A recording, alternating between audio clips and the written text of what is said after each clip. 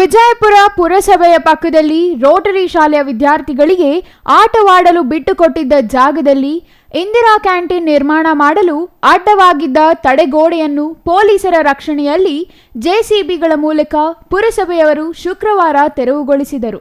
ಪೊಲೀಸರೊಂದಿಗೆ ಜೆಸಿಬಿಗಳೊಟ್ಟಿಗೆ ಬಂದ ಪುರಸಭೆ ಅಧಿಕಾರಿಗಳು ಸುತ್ತಲೂ ಪೌರ ಕಾರ್ಮಿಕರನ್ನು ನಿಲ್ಲಿಸಿ ತಡೆಗೋಡೆ, ನಾಮಫಲಕಗಳು ಹಾಗೂ ಮೈದಾನದಲ್ಲಿ ಹಾಕಿದ್ದ ಮಣ್ಣಿನ ರಾಶಿಯನ್ನೆಲ್ಲ ತೆರವುಗೊಳಿಸಿದರು.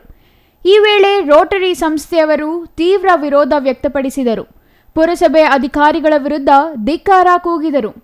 ಉದ್ದೇಶಪೂರ್ವಕವಾಗಿ ದೌರ್ಜನ್ಯವೆಸಗುತ್ತಿದ್ದಾರೆ, ಸಾರ್ವಜನಿಕರು ಸಹಕಾರ ನೀಡಿ ಎಂದು ಮನವಿ ಮಾಡಿಕೊಂಡರು. ವಿಜಯಪುರ ರೋಟರಿ ಶಾಲೆ ಅಂತ ಸುಮಾರು ವರ್ಷಗಳಿಂದ ಇತಿಹಾಸ ಇದೆ. ನಾವು ಗೌರ್ಮೆಂಟ್ ಸ್ಕೂಲಲ್ಲಿ ಓದಂಥವ್ರು, ಸಮಾಜ ಸೇವೆಯಲ್ಲಿದ್ದೀವಿ.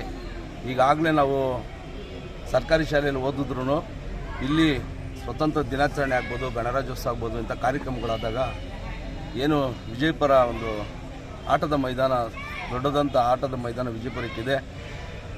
ಆವತ್ತೇ ಇಲ್ಲಿ ಆಟದ ಮೈದಾನ ಅಂತ ಬಿಟ್ಟಿದ್ರು ರೋಟರಿ ಶಾಲೆಗೆ. ಇಲ್ಲಿ ಏನಂತಂದರೆ ಒಂದು ಸಂಸ್ಥೆ ಇದೆ, ಸುಮಾರು ವರ್ಷಗಳಿಂದ ಸಂಸ್ಥೆ ಇದೆ. ಎಷ್ಟೋ ಇಲ್ಲಿ ಬಡ ಜನಗಳಿಗೆ ಒಂದು ಕಣ್ಣಿನ ನೇತ್ರದಾನಕ್ಕೆ, ಆಪರೇಷನ್ಗೆ, ಇನ್ನೊಂದು ಮತ್ತೊಂದು ಎಲ್ಲ ಹೆಲ್ಪ್ ಮಾಡಿದ್ದಾರೆ. ಯಾವುದೇ ರೀತಿಯಲ್ಲಿ ಹಣ ತೊಗೊಳೋದಿಲ್ಲ. ಆ ಟ್ರಸ್ಟಿಂದನೇ ಇವರೇ ಅವ್ರದ್ದೇ ಆದಂಥ ಒಂದು ಬಸ್ಸಲ್ಲಿ ಕರ್ಕೊಂಡೋಗಿ ಆಪ್ರೇಷನ್ ಮಾಡಿಸಿ ಮತ್ತೆ ಇಲ್ಲಿಗೆ ಕರ್ಕೊಂಬಂದು ಬಿಡ್ತಾ ಇದ್ದಂಥ ಜಾಗ ಇದೆ. ಇಲ್ಲಿ ಮಕ್ಕಳಿಗೆ ಸುಮಾರು ವರ್ಷಗಳಿಂದಲೇ ಒಂದು 13 ಜನ ಕೌನ್ಸಿಲರ್ಸು ರೆಸಲ್ಯೂಷನ್ ಮಾಡಿದ್ದಾರೆ. ಇದು ಸರ್ಕಾರಿ ಜಾಗನೇ ಇದ್ರೂ ನಮ್ಮ ರೋಟರಿ ಶಾಲೆಗೆ ಆಟದ ಮೈದಾನಕ್ಕೆ ಅಂತ ಬಿಟ್ಕೊಟ್ಟಿದ್ವಿ ಅಂತ ಅವತ್ತೇ ರೆಸಲ್ಯೂಷನ್ ಮಾಡಿ ಬಿಟ್ಟಿದ್ದಾರೆ. ಇವತ್ತು ಏಕಾಏಕಿ ಇವತ್ತು ಇಂದಿರಾ ಕ್ಯಾಂಟೀನ್ ಕಟ್ಟಬೇಕು ಅಂತ ಬಂದಿರೋದು ಇದು ನಿಜಕ್ಕೂ ಒಂದು ದುಃಖಕರ ಸನ್ನಿವೇಶನೇ. ಯಾಕಂದರೆ ವಿಜಯಪುರದಲ್ಲಿ ಪುರಸಭೆ ಜಾಗಗಳು ಎಷ್ಟೋ ಇದ್ದಾವೆ. ಅದರಲ್ಲೂ ಇಂದಿರಾ ಕ್ಯಾಂಟೀನ್ ಮಾಡಿ ಪುರಸಭೆಗೆ ಯಾವುದೇ ಒಂದು ವರಮಾನ ಬರೋದಿಲ್ಲ. ಇದು ಒಂದು ಕಮರ್ಷಿಯಲ್ ಜಾಗ ಇರುತ್ತೆ. ಕಮರ್ಷಿಯಲ್ ಜಾಗ ಇದ್ದರೆ ಈಗ ಆಟದ ಮೈದಾನಕ್ಕೆ ಅಂತ ಬಿಟ್ಟಿದ್ದಾರೆ, ಬಿಡಲಿ. ಯಾಕೆಂತ ಇದು ಒಂದು ಶಾಲೆ ಇದೆ. ಹಾಗಾಗಿ ಈ ಪುರಸಭೆಯಲ್ಲಿ ಇವತ್ತು ಇಂದಿರಾ ಕ್ಯಾಂಟೀನ್ ಕಟ್ಟಬೇಕಾದ್ರೆ ಪುರಸಭೆ ಜಾಗ ಎಲ್ಲೋ ಒಂದು ಕಡೆ ಇದೆ, ಅಲ್ಲಿ ಮಾಡಲಿ ಅಂತ ನಮ್ಮದು ಒತ್ತಾಯ ಇದೆ.